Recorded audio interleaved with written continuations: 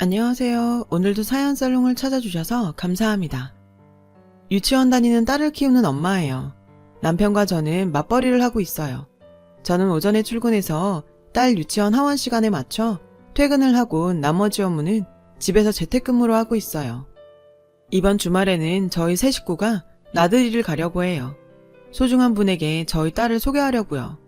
우리가 가는 곳은 한적하고 공기 좋은 곳에 있는 요양원이에요. 치매 걸리신 노인분들도 계시고 몸이 불편하거나 거동이 어려운데 돌봐줄 가족이 없는 노인분들이 계시는 곳이죠.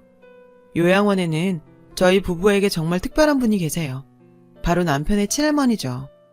할머니께서는 뇌졸중으로 쓰러지신 이후로 투병을 하시다가 요양원에 들어가셨어요. 사실 결혼하고 나서 제가 임신하기 전까지는 저희가 모셨어요. 그런데 할머니께서 제가 임신을 했다는 소식을 들으시자마자 요양원에 보내달라고 하시더라고요. 거기엔 말상대할 친구들도 있고 좋다시면서요. 하지만 저와 남편은 알고 있었어요. 할머니께서는 임신한 제가 힘들까봐 피해를 안 주시려고 그러신다는 걸요. 사실 저는 상관없었어요. 할머니는 우리 부부한테 누구보다 소중한 분이니까요. 그래서 할머니랑 떨어져서는 못 산다고 가지 마시라고 했지만 할머니는 끝내 고집을 피우셨어요. 자꾸 붙잡으면 밤에 몰래 나가버린다고 협박까지 하시면서요. 결국 남편과 상의한 끝에 우린 할머니를 요양원에 모셨어요. 할머니를 요양원에 모신 뒤 저와 남편은 자주 할머니를 찾아뵈었어요. 하지만 제가 출산한 뒤에는 둘이 같이 간 적이 없어요. 한 명이 가면 나머지 한 명이 남아 딸아이를 돌봐야 했으니까요. 그래도 이제 딸이 유치원생이 되었기 때문에 드디어 딸을 할머니께 데리고 가기로 한 것이죠. 사진으로만 손녀를 보셨던 할머니는 딸을 데려간다고 하자 기뻐하셨어요. 죽기 전에 손녀 얼굴은 보고 죽어야지 라고 하시면서요. 사실 요즘 할머니의 몸 상태가 좋지 않으시거든요. 남들은 신혼시절부터 할머님을 모시고 살았으면 힘들었겠다고 하는데 전혀 그렇지 않았어요. 말씀드렸다시피 저희 부부에게는 아주 소중한 분이시거든요. 저는 대학교에 들어간 첫 해에 남편과 만났어요. 당시 1학년으로 동아리에 가입하고 처음으로 동아리 환영회에 갔는데 그때 말년 병장이던 남편을 처음 만났어요. 저보다 나이는 많아도 학년은 같았어요. 입학하고 1학기도 마치지 않은 채 바로 자원 입대를 했기 때문이죠. 처음 만났을 때만 해도 남편은 휴가가 끝나면 복귀를 해야 하는 상황이었어요. 저도 1학년이라 정신이 없었고요. 우리가 다시 만나게 된 건 반년이 조금 안 돼 남편이 제대하고 난 직후였어요. 동아리에서 단체로 노인복지센터로 봉사활동을 갔을 때였죠. 봉사활동이 끝나고 저녁이 되니 복지센터로 어르신들의 자녀분들이 하나 둘씩 와서 부모님을 모셔갔어요. 그렇게 모두 돌아가시고 센터에는 한 분만 남으셨어요. 낡은 점퍼를 입으신 할아버지셨죠. 할아버지는 모두가 나가자 슬그머니 일어나 센터를 나가셨어요. 그 뒷모습이 쓸쓸하고 안타까워서 저는 할아버지를 쫓아갔어요. 할아버지, 제가 같이 가드릴게요. 댁이 어디세요? 할아버지는 미안해하시며 대학생이면 바쁠 텐데 당신이 시간 빼는 거 아니냐며 걱정을 하셨어요. 그 순간 할아버지 마음을 알 것 같았어요. 할아버지도 동행을 바라신다는 걸요. 걱정 마세요. 오늘은 저랑 같이 가요. 그러자 할아버지도 빙그레 웃으시면서 저쪽 위로 좀 가야 해요. 라며 당신이 사는 곳을 알려주셨어요. 걸어가면서 할아버지와 진짜 손녀처럼 도란도란 수다를 떨었어요. 할아버지는 제게 지금이 인생에서 가장 좋은 때라면서 즐기라고 하셨어요. 그렇게 걷다가 할아버지가 멈춘 곳은 작은 문이 달린 단칸방 앞이었어요. 집안을 보니 거실과 주방이 합쳐져 있고 방에는 작은 화장실 하나가 딸려 있었어요. 복지센터의 어르신들이 형편이 어려운 건 알고 있었지만 실제로 보니 더욱 안타까웠어요. 할아버지를 모셔다 드리고 돌아가려는데 누군가 제 이름을 불렀어요. 돌아보니 아까 복지센터에서 배웠던 할머니가 젊은 남자랑 서 있었어요. 바로 제 남편이었어요. 아유, 할머니, 오늘도 손자랑 같이 다니네. 밥은 먹었소? 할아버지가 반갑게 인사하자 남편이 꾸벅 인사를 했어요. 할아버지 할머니가 대화를 나누시는 동안 저랑 남편도 대화를 나눴어요. 그 후로 저는 복지센터에 자주 방문을 하게 되었고 할아버지와도 전보다 많이 친해지게 되었어요. 게다가 할아버지와 할머니가 친한 사이라서 남편과도 자연스럽게 가까워지게 되었죠. 제가 매일 댁까지 모셔다 드렸고 두 분의 집이 가까워서 자주 마주쳤거든요. 그렇게 하다 보니 자연스럽게 남편과 저 사이에 호감이 쌓였고 연인으로 발전하게 되었어요. 저희가 사귄다고 하자 두 분은 무척 좋아하셨어요. 그리고 얼마 뒤 할머니 댁에 초대를 받아 가게 되었어요. 평소 잘 아는 사이인데도 그날따라 괜히 떨리더라고요. 할머니는 그때까지만 해도 지금과 달리 건강하셨거든요. 제가 온다고 손수 음식까지 준비하실 정도로요. 제가 좋아하는 갈비찜까지 해주셨죠. 할머니와 남편이 사는 집은 방 2개의 화장실, 그리고 할아버지 댁처럼 거실과 주방이 이어져 있는 작은 집이었어요. 엄밀히 따지면 할아버지 댁보다 나은 거였지만 결코 좋은 집은 아니었죠. 저는 남편에게 가정사를 물어보지는 않았어요. 부모님 없이 할머니와 단 둘이 좁은 집에서 사는 것만 봐도 남편의 유년기가 그렇게 좋지만은 않았을 거라는 걸 알 수 있었으니까요. 남편이 말할 때까지 기다리기로 했죠. 그런 것과는 상관없이 우리는 알콩달콩 연애했어요. 그리고 연애하면서 할아버지가 할머니한테 호감을 갖고 계시다는 걸 알았어요. 할아버지도 형편이 좋은 편은 아니었지만 늘 할머니께 맛있는 것을 가져다 드렸고 제 손을 빌려서 할머니께 꽃을 전달하실 때도 있었어요. 수줍은 소년처럼요. 할머니도 꽃을 받으시곤 쑥스러워 하시면서도 소중히 병에 꽂아두셨어요. 두 분이 연애한다고 하는 건 무리겠지만 그래도 두 분께는 그것만으로도 충분한 것 같았어요. 젊은 사람들의 뜨거운 연애와 달리 편안하게 작은 설렘을 주는 관계예요. 당시 대학생이던 남편과 저는 졸업 후 취업하면 결혼을 할 생각을 하고 있었어요. 남편이 군대를 다녀왔기 때문에 졸업을 같이 할 수 있었어요. 졸업 후 제가 먼저 취업하고 몇 달 있다가 남편도 취업을 했어요. 저는 결혼을 염두에 두고 남편을 부모님께 소개해 드렸어요. 둘이 열심히 돈 모아서 결혼할 생각이라 미리 얼굴 도장을 찍어 놓을 심산이었죠. 그렇게 1년 정도가 지난 어느 날 밤늦게 휴대폰이 울렸어요. 이 시간에 누군가 싶어 받았더니 대뜸 혹시 김수정 씨 맞습니까? 라고 묻더군요. 맞다고 했더니 늦은 시간에 죄송합니다. 파출소인데요. 김영수 할아버지께서 방금 사망하셨습니다. 연락할 가족도 딱히 없는 데다 최근 통화 목록에 김수정 씨밖에 없어서 이렇게 연락드렸습니다. 경찰의 입에서 나온 할아버지 사망 소식에 저는 정말 잠이 싹 달아날 정도로 놀랐어요. 저는 대충 옷을 걸쳐 입고 달려나가 택시부터 잡아 탔어요. 너무 갑작스러워서 눈물도 나지 않고 정신이 멍하더라고요. 할아버지 댁 앞에 도착하니 경찰 두 분이 계시고 옆에는 남편이 서 있었어요. 자다 나왔는지 추리링 차림이더라고요. 남편한테 달려가 무슨 일이냐고 물으니 남편이 저를 안아주며 말했어요.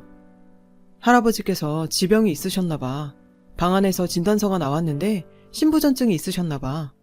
치료를 받기는 받으셨는데 경찰이 병원에 확인해보니까 치료를 받지 않고 버티셨다나봐. 집 앞에 쓰러져 계신 걸 동네 분이 신고했는데 이미 돌아가셨던 상태였어. 너무 기가 막히고 갑작스런 할아버지의 죽음에 아무 말도 나오지 않았어요. 그저 눈물만 흐를 뿐이었죠. 왜 할아버지께 조금 더 신경 쓰지 않았을까? 제 자신이 원망스러웠어요. 할아버지는 이미 영안실로 옮겨져 계셨어요. 할아버지는 자식도 없으시더라고요. 결국 장례식은 저와 노인복지센터 분들이 치러드렸어요. 장례식 내내 할머니는 많이 우셨어요. 늙으면 가는 게 당연한 일이라곤 하지만 어떻게 아픈 걸 말도 안 해요. 마음에 준비할 시간도 안 주고 이렇게 가버리면 어쩌냐고요.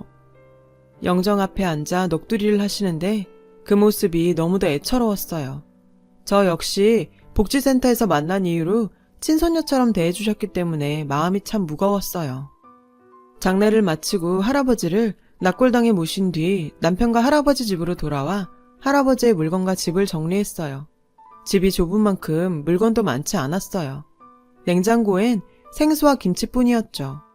선반 한쪽엔 라면이 쌓여 있었고요. 옷도 5벌이 안 되는 데다 한자책 몇 권 말고는 짐이 없었어요. 그 모습에 더욱 마음이 아프더라고요. 인생이 너무 덧없다는 생각이 들어서요. 할아버지가 돌아가시고 몇 달 뒤 저는 남편에게 청혼을 받았어요. 그렇게 우리는 결혼을 준비하게 됐어요. 결혼을 준비하는 과정에서 남편의 가정사도 듣게 되었죠. 교통사고로 두 분 다 돌아가셨어. 고모랑 삼촌은 날 고아원으로 보내려고 했고 할머니가 절대 안 된다고 당신이 키우겠다고 하셔서 10살 때부터 지금 사는 집에서 할머니랑 계속 살았어. 고모랑 삼촌은 외국에 있다는데 지금은 연락도 안 돼. 남편은 덤덤하게 말했어요. 하지만 그래서 더욱 마음이 짠했죠. 할머니한테는 얘기 들은 거 티 내지 마. 네가 아는 거 아시면 가슴 아프실 테니까. 나한테는 너도 있고 날 예뻐해 주시는 장모님이랑 장인어른도 있잖아. 하지만 할머니한테는 나뿐이야. 나로 인해 할머니가 슬퍼하시는 건 싫어. 남편의 부탁에 전 알겠다고 했어요. 별탈 없이 진행되던 결혼 준비는 상견례를 마친 직후 일이 터지면서 잠시 중단되고 말았어요. 할머니께서 쓰러지셨거든요. 회사에 있는데 전화가 왔더라고요. 외근 중이던 남편이 못 받으니까 손자 며느리로 저장된 제 번호로 연락이 온 거였죠. 전화를 받자마자 병원으로 달려갔어요. 할머니께서는 이미 중환자실에 들어가 계시더라고요. 의사는 할머니가 뇌졸중이라고 했어요. 깨어나셔도 거동도 못 하실 거고 옆에서 돌봐줄 사람이 필요할 거라고 했어요. 뒤늦게 연락을 받고 온 남편은 울먹이며 중환자실 앞을 지켰어요. 면회 시간이 아니라서 할머니를 뵐 수 없던 걸 알면서도 그 앞을 떠나지 못하더라고요. 남편에게는 유일한 가족이었으니까요. 저는 의사 선생님한테 들은 상황을 남편에게 전해주었어요. 다행히 남편은 꽤 탄탄한 회사에 다니고 있어서 병원비 걱정은 없었어요. 간병비나 치료비, 역시 보험도 있고 국가지원금도 받을 수 있고요. 문제는 우리 결혼이었어요. 할머니가 쓰러지시자 주위에서는 다들 제 결혼을 말렸거든요. 특히 가까운 친구들이요. 안 그래도 할머니한테 애착이 강한 사람인데 간병인한테 맡기자고 하겠니? 분명히 결혼하면 너한테 할머니 수발 다 시킬 거다. 처음에는 자기도 돕겠다 그러면서 같이 간병하자고 그러겠지. 근데 분명히 한 달도 안 돼서 너 보고 회사 그만두고 할머니 봐달라 그럴걸? 남편들이 하나같이 다 그런다니까. 그니까 일찌감치 이 결혼 때려치워. 다들 저를 생각해서 하는 말이라서 그냥 뿌리칠 수만은 없었어요. 실제로 저 같은 상황에서 아픈 어르신을 모시게 되었을 때 타격을 입는 건 늘 여자 쪽이니까요.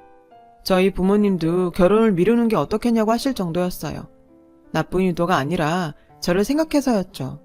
하지만 저는 결혼을 미루거나 취소할 생각이 전혀 없었어요. 할머니도 그렇지만 이렇게 힘들 때 남편 혼자 내버려 둘 수가 없었거든요. 그래서 필요하다면 회사를 그만둘 생각도 있다고 남편에게 말했어요. 남편은 미안하다며 눈물을 흘렸어요. 할머니께서는 제 얘기를 들으시고는 당신이 얼른 죽어야 하는데 저희들한테 짐을 지어서 미안하다고 우셨어요. 그 모습을 보니 괜히 화가 나더라고요. 아픈 게 죄는 아니잖아요. 할머니, 그게 무슨 말씀이세요? 만약에 할머니 손자가 아프다면 할머님 병원에 두고 간병인한테 맡기시겠어요? 우린 가족이잖아요. 가족인데 뭐가 미안해요. 어차피 할머니께서 안 아프셨어도 저희는 할머니랑 같이 살 생각이었어요. 달라질 건 아무것도 없어요. 그러니까 치료 열심히 받으시고 얼른 자리 털고 일어나실 생각만 하세요. 할머니 없으면 그이도 저도 못 사니까요. 아셨죠, 할머니? 제가 할머니 예쁜 한복 골라놓을 테니까 결혼식 때 멋진 모습으로 자리 지켜주셔야 돼요. 꼭이요. 말은 이렇게 했지만 사실 걱정이 없는 건 아니었어요. 평소 같으면야 남편 벌이로 할머니 병원비 못 대겠어요. 하지만 결혼을 앞둔 터라 타격이 클 수밖에 없었어요. 일단 웨딩드레스를 비롯해 신혼집 살림살이까지 다시 알아보기로 했어요. 조금 더 저렴한 것들로 해야 했거든요. 결혼식 날짜도 뒤로 미루기로 했고요. 그러던 어느 날 전화가 왔어요. 할머니께서 다니시던 노인복지센터 직원분이셨어요. 복지센터에 할머니랑 친하신 분들이 계셔서 그쪽으로 청첩장을 보냈는데 혹시 그것 때문이 아닌가 싶었죠. 그런데 그 얘기가 아니더라고요. 혹시 시간 되면 잠깐 센터로 와주실 수 있나요? 수영 씨를 만나고 싶다는 분이 있어서요. 저도 잘 모르겠는데 무슨 변호사래요. 살면서 법조인 근처에 가본 적도 없는데 대뜸 변호사가 날 찾아왔다고 하니까 죄 지은 사람처럼 덜컥 겁이 났어요. 저는 퇴근 뒤 약속 시간에 맞춰 센터로 향했어요. 센터로 들어가니 직원분이 반겨주시며 할머니의 안부를 물었어요. 많이 좋아지셨다고 말을 하곤 변호사라는 분이 어디 계시냐고 물었죠. 상담실에서 기다리고 있더군요. 저는 센터 직원을 따라 상담실로 들어갔어요. 그곳에는 빳빳한 정장을 입은 중년의 변호사가 저를 기다리고 있었죠. 저를 보고는 웃으며 인사를 하셨어요. 하지만 긴장한 저는 변호사 입에서 나올 말만 초조하게 기다리고 있었죠. 저는 자리에 앉자마자 저는 잘못한 게 없는데 왜 저를 찾아오셨냐고 물었어요. 집도 아니고 왜 센터로 찾아오셨냐고요. 그러자 변호사는 웃으며 그러더군요. 걱정하지 마세요. 나쁜 일 아닙니다. 오히려 반대예요. 수정 씨한테 좋은 소식 알려드리려고 온 겁니다. 곧 결혼하신다면서요. 저는 그렇다고 대답했어요. 제 대답을 들은 변호사는 서류를 몇 개 꺼내서 하나하나 펼치며 설명을 했어요. 저는 몇 달 전에 돌아가신 김영수 씨의 변호사입니다. 어르신께서 본인 소유의 재산과 아파트 한 채를 모두 수정 씨에게 남기셨습니다. 저는 기절할 듯이 놀랐어요. 단칸방에서 라면을 쌓아두고 사시던 할아버지가 이 정도의 재산을 가지고 있다는 것도 놀랍고 그걸 피 한 방울 섞이지 않은 저에게 남기셨다는 게 도저히 믿어지지가 않았거든요. 저는 뭔가 잘못된 것 같다고 말했어요.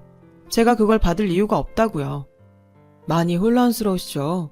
어르신께서 그럴 줄 아시고 편지 한 통 남기셨습니다. 변호사는 제게 종이 한 장을 내밀었어요. 단정한 글씨체로 적힌 편지였죠. 수정아, 이 편지를 받을 때면 나는 이미 세상을 떠나고 없을 게다. 넌 은석이랑 결혼 준비를 하고 있겠구나. 내가 이 편지를 쓰는 건 내가 살 날이 얼마 안 남은 것 같아서란다.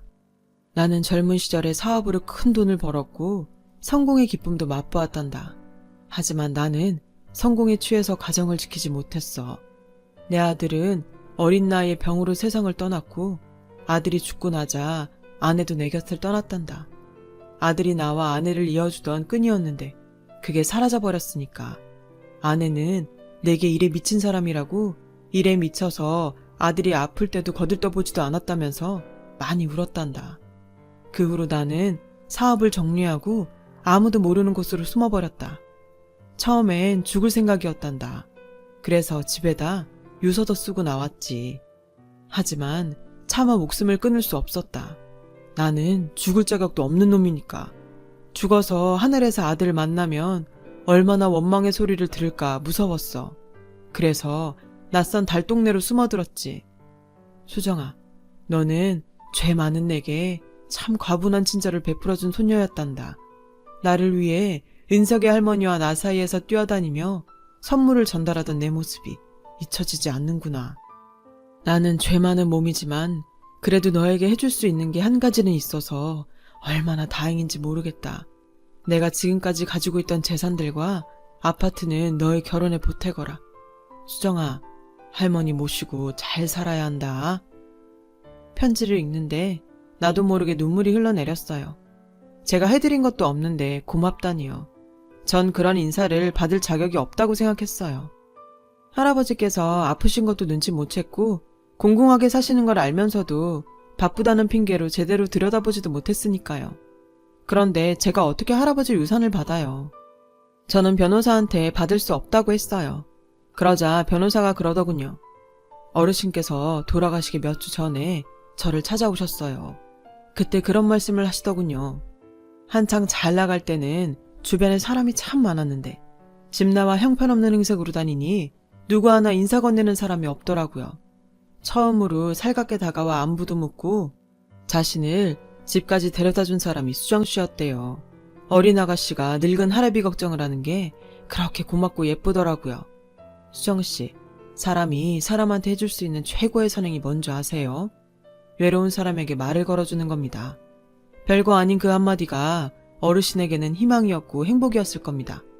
그러니 수정씨는 어르신의 유산을 받을 자격이 충분한 사람입니다.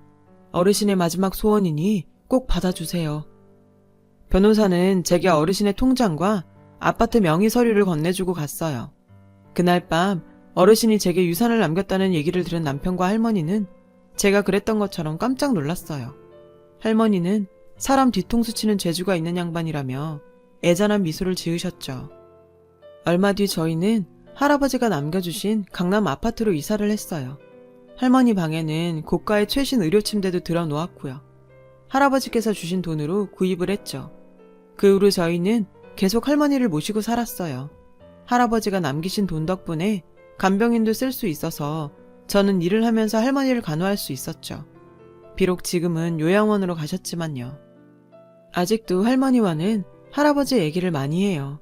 다들 그리워하고 있거든요. 할머니는 종종 그러세요.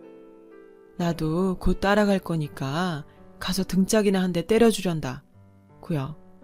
할머니와의 이별을 준비해야 하는 상황이지만 그래도 마지막 날까지 남편하고 함께 최선을 다해 할머니를 돌보려고 해요. 어르신의 유언이기도 하니까요. 남은 시간 후회하지 않도록 저희도 최선을 다해보렵니다. 지금까지 제 사연을 들어주셔서 감사드려요. 여러분의 오늘도 희망이 가득하시길 바래요. 여러분, 사연 댓글에 응원과 현명한 조언 부탁드려요. 좋아요와 구독은 저에게 큰 힘이 됩니다. 오늘도 좋은 일 가득하세요.